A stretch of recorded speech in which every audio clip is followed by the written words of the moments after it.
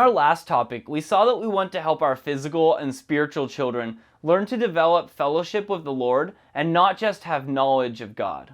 We saw in an earlier topic that Abimelech had asked Isaac to leave their area. In this topic, we will see that Abimelech now wanted to make a treaty with Isaac. In Genesis 26 through 29, we read, "Then Abimelech came to him from Gerar with Ahuzah, one of his friends, and Pichol, the commander of his army. And Isaac said to them, 'Why have you come to me, since you hate me and have sent me away from you?' But they said, 'We have certainly seen that the Lord is with you.' So we said, 'Let there be an oath between us, between you and us, and let us make a covenant with you, that you will do us no harm, since we have not touched you, and since we have done nothing to you but good, and have sent you away in peace. You are now the blessed of the Lord.'"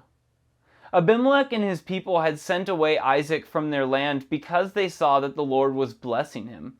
His servants had also had conflict with the servants of Isaac about two of the wells that Isaac had dug. Here we see that suddenly Abimelech, his friend, and the commander of his army came to Isaac and wanted to talk to him. Isaac immediately questioned why they had come to visit him and asked him, "Why have you come to me, since you hate me and have sent me away from you?" This was a good question after the way that Isaac felt about how they had treated him. Now he wanted to know why they had come. The rest of the statement gives two reasons why he questioned the fact that they had come to visit him.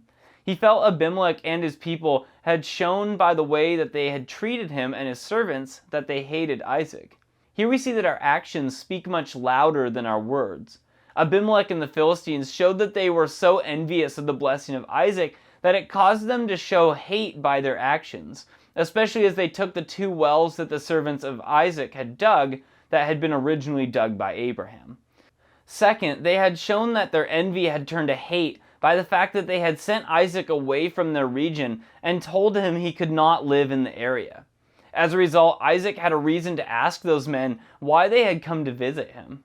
They replied, "We have certainly seen that the Lord is with you."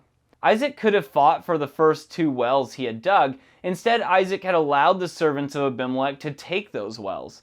1 Peter 3:8-9 says, "Finally, all of you be of one mind, having compassion for one another. Love as brothers, be tender-hearted, be courteous, not returning evil for evil or reviling for reviling, but on the contrary blessing, knowing that you were called to this, that you may inherit a blessing." Isaac did not know these verses because they were not yet written, but he was being led by the Lord and practiced them. God blessed Isaac as a result. Abimelech and his people could see that the Lord was blessing him, and that is why they now wanted to make an oath and a covenant with Isaac. Then Abimelech explained what they wanted to include in the covenant. They wanted a covenant that Isaac would do them no harm. This statement shows that they were actually controlled by fear. They also recognized by the fact that Isaac said they hated him, that Isaac felt he had been sent away with a lack of respect. They feared that such an attitude could eventually cause Isaac to attack them if he became more powerful. As a result, they tried to explain to Isaac that they did not hate him. They reminded Isaac that they had not touched him. Isaac had said that Rebekah was his sister because he had feared that one of the men of that place would kill him so that he could take Rebekah as his wife. Abimelech had warned his people not to touch or hurt either Isaac or Rebekah. Abimelech was reminding Isaac that he had no hate for Isaac. Abimelech then went on to tell Isaac, "We have done nothing to you but good and have sent you away in peace." Here we see that Abimelech felt he and his people had treated Isaac with kindness. Apparently he did not know, or at least did not mention, that the wells his servants were claiming water from were wells that the servants of Isaac had dug. Genesis 26:20-21 says, "But the herdsmen of Gerar quarreled with Isaac's herdsmen, saying, 'The water is ours.' So he called the name of the well Esek, because they quarreled with him. Then they dug another well, and they quarreled over that one also. So he called its name Sitnah. It was due to what had happened at these wells that Isaac thought he was hated by Abimelech and the people of Gerar. Our feelings can often deceive us. Abimelech had told Isaac in Genesis 26:16, and Abimelech said to Isaac, "Go away from us, for you are much mightier than we." Abimelech thought that what he had said at the time was a message of peace. He felt that he had asked Isaac to leave in peace. In fact, Abimelech had recognized that Isaac was blessed by the Lord, and not that he was sending him away because he hated Isaac. Here we see an example of the fact that people can have very different meanings by the words they use when they talk with each other. Now Isaac was able to understand that Abimelech wanted to have peace with him, not conflict. Romans 12:18 says, "If it is possible, as much as depends on you, live peaceably with all men."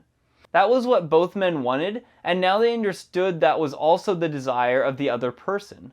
Genesis 26:30-33 goes on to say, "So he made them a feast, and they ate and drank. Then they arose early in the morning and swore an oath with one another, and Isaac sent them away, and they departed from him in peace.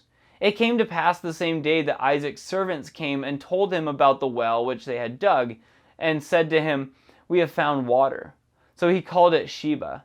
Therefore the name of the city is Beersheba to this day." Isaac then prepared a feast to celebrate the oath and make the covenant of peace with Abimelech. Early the next morning, Abimelech and the two men with him left to return to their own houses. Now, instead of having future conflict about water, Isaac and Abimelech separated from one another with a covenant of peace. Later that day, the servants of Isaac came to tell him about the well that they had dug. They shared the good news that they had found water, so Isaac called the name of the well Sheba, which means an oath. This was the same place where Abraham and an earlier Abimelech had made a covenant nearly 100 years earlier. Genesis 21:30-32 tells us what Abraham said when those verses say, "And he said, 'You will take these 7 ewe lambs from my hand, that they may be my witness that I have dug this well.' Therefore he called that place Beersheba, because the two of them swore an oath there. Thus they made a covenant at Beersheba. So Abimelech rose with Pichol, the commander of his army, and they returned to the land of the Philistines." By these verses, we see that Isaac and Abimelech were actually making a renewal of the covenant that had been made by their fathers nearly 100 years earlier. The reason for that earlier covenant was to recognize that the well and the water in it belonged to Abraham. As a result, the covenant actually renewed the covenant made by their fathers regarding the water in the area of Beersheba. When Moses wrote the book of Genesis several hundred years later, the name of that city was still Beersheba. We go on to read in Genesis 26:34-35, when Esau was 40 years old, he took as wives Judith the daughter of Beri, Hittite, and Basemath the daughter of Elon the Hittite. And they were a grief of mind to Isaac and Rebekah. In these verses, we see that Esau decided it was time to develop his own family. Esau did not ask his parents for counsel when he decided to marry. In contrast, Abraham had told his servant in Genesis 24:3, "And I will make you swear by the Lord, the God of heaven and the God of the earth, that you will not take a wife for my son from the daughter of the Canaanites, among whom I dwell." Esau decided to marry 2 women, both from the Hittites and descendants of Canaan. The name Hittite means descendant of Heth. Genesis 10:15-18 says, "Canaan begot Sidon his firstborn, and Heth, the Jebusite, the Amorite, the Girgashite, the Hivite, the Archite, and the Sinite, the Arvadite, the Zemarite, the Hamathite." Afterward, the families of Canaanites were dispersed. In Genesis 9:25 we read, "Then he said, 'Cursed be Canaan, a servant of servants he shall be to his brethren.'" As a result, we see that the wives of Esau were descendants of Canaan who had been cursed by Noah. We also read that these wives of Esau were a grief of mind to Isaac and Rebekah. The word translated grief is used in the sense of disappointment. The word translated mind is most commonly translated spirit, wind, or breath. This choice by Esau to choose a wife from the Canaanites brought great grief to the spirits of Isaac and Rebekah. As a result, Genesis 27:46 says, "And Rebekah said to Isaac, 'I am weary of my life because of the daughters of Heth. If Jacob takes a wife of the daughters of Heth, like these who are the daughters of the land, what good will my life be to me?'" The next verses in Genesis 28:1-2 go on to say, "Then Isaac called Jacob and blessed him, and charged him, and said to him, 'You shall not take a wife from the daughters of Canaan. Arise, go to Paddan Aram, to the house of Bethuel your mother's father, and take yourself a wife from there of the daughters of Laban your mother's brother.'" Here we see that they encouraged Jacob to get a wife the same way Isaac had received his wife. Long before children even began to think of marriage, we want to help our physical children learn to understand the importance of choosing a godly partner for a husband or wife. The same is true with spiritual sons and daughters, because the choices that they make will greatly affect the rest of their lives and the lives of all future generations in their families. May the Lord richly bless you as you help your physical and spiritual children realize the importance of choosing a godly husband or wife to marry.